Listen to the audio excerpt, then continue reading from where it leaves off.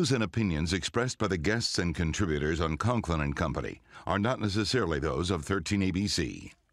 Now, Conklin and Company continues with Take 3, commentary and analysis from our panel of political contributors.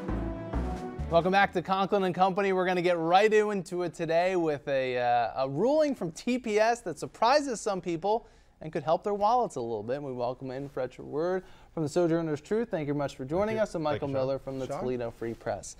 So Toledo Public Schools says it's going to go to voters with a levy, finds money, and then changes the millage on it. Fletcher, is that going to help voters to say yes to it? Yeah, I think that I can't say it'll put them over the top, but certainly it's going to sway one or two voters, 3 or 4 voters, a couple of thousand, whatever the number might be. It's going to persuade them if that amount is lowered. And it looks like we were talking about 6.9, and it looks like it's down to about 4.9. That's almost 30% cut. So obviously that will help them, yes. I don't even think that's the biggest part here. The biggest part is they went from asking from a permanent levy to a temporary levy. It's 10 years, but asking for a permanent levy, asking for a blank check forever with no accountability and not coming back to the voters, I think that was a much bigger hurdle than they anticipated when they announced it. Taking that off is going to be the big factor for most people, that, all right, we can go with something that's a little high but temporary as opposed to a permanent levy, which no one was going to, I can't imagine supporting. The sound of that is excruciating. It is, permanent. That was an arrogant move, and it was a very smart thing to take that back. But one of the big issues that jumps out at me is this is the second time in roughly 5 years that the school district has come back to people and said, oh, by the way, we just found some money. We're good. We're better off now. What does that say to people when all of a sudden the district can find money? Well, what they're saying, I don't know how it will be interpreted, but what they're saying is that expenses are lowered because of some of the things that they did. Okay. The school transformation was certainly one of those things. Going from middle schools, making a K through 8 transformation.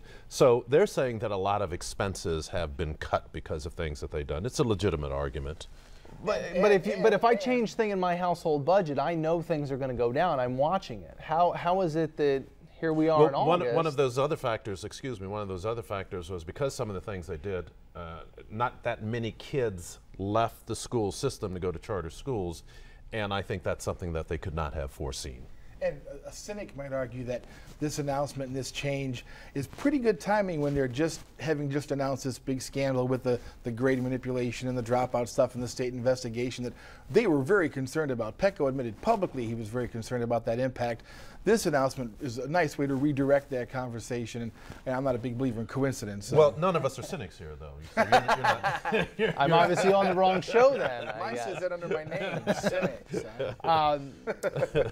President Obama spoke this week only with Diane Larson, and Diane was talking to him a little bit about something that Governor Kasich had said earlier in the week when he was here talking to the Rotary, basically saying, Governor Kasich saying, you know, my policies are the ones that got Ohio moving back in the right direction. And when Diane asked the president, he kind of just smiled and said, we're all, working together. So Michael, I'll start with you. Who do you attribute the economic successes that Ohio is having? Is it the governor? Is it the president? Is it both? Well, if there's one thing they both agree on, it's the resurgence in the auto industry that's brought Ohio back a little bit.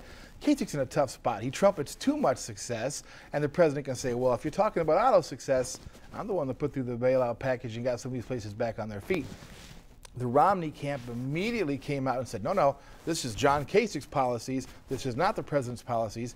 And when they were pressed, well, what policies of Kasich have done this? The exact quote was, well, he's been very helpful in encouraging businesses to Ohio. Now, we have to give Kasich credit for galvanizing the unions in Ohio. He certainly has done that, and you can point to that for productivity. But this is one of those things where they both have their hands in the same piece of pie, trying to take it out of the pan. They do. He does have a tough road to hoe on this one. Two things were the centerpiece of his plan. One was cutting back on state expenses, and the other was the SB 5, as Michael just alluded to, bumping the unions. Well, here's the thing that's happened with balancing the budget. In your first segment, we heard Rhonda Sewell from the library talking about what the state cuts have done. And now we're talking about TPS. And a lot of this is attributable to the state cuts that there are deficits is attributable to state cuts. So that $8 billion of balancing the budget has been done so on the back of local agencies. It's come down here. So we either cut we cut services to the bone, right, as we see in these cases here, or we go to the folks and ask them for more money in the form of levies. We have 7 levies on the ballot this upcoming November as a result, partly of balancing the budget on the state level. And I know Michael's documented some of those in the Free Press about the amount that it's going to be. Do either one of you think that it's maybe too many for people? I know somebody used the phrase levy heavy this week. Is it going to be too much? I mean, are voters going to say yes to everything? With 7 levies, and quite a few of them have additional money, there's got to be some worry that it's too many, right? Well, discerning voters aren't going to just go blanket one way or the other. They're going to go case by case. In the last presidential election, we approved 5 levies on the county and a couple school levies. So there's precedent for this going through.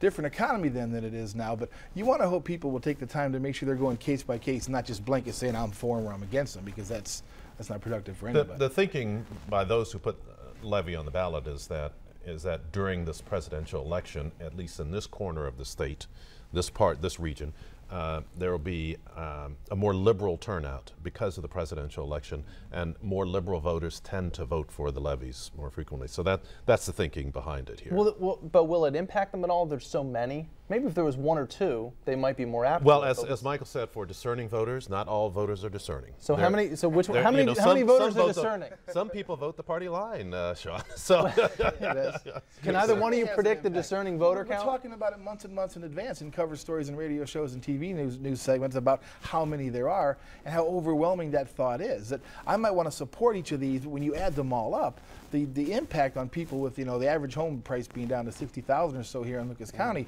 it's a tremendous take out of their wallet. So you don't want to think people would go in and just vote yes or vote no, but when you throw that many at them, you can't catch them all, Sean. If you're looking at your household budget, you have to be discerning, and you're going to have to do your homework on these 7. But I guess the question is, will people do it? Or will they just get in? I mean, there's some people so focused. I mean, we run enough advertisements on presidential candidates, and you might think it's the only race out there. Some people will not do it. Some people will vote the party line, as I said, and they'll vote for all the levies, or vote for none of the levies. Yeah. One more item caught my attention this week. City Council member Tyrone Riley was a part of a vote for a charter school downtown, abstained from the vote. It didn't pass, and has come back now and said he wasn't quite sure what he was voting for, and now they're going to do it over again. Right. Concern for people that the council member is not sure what they're voting for?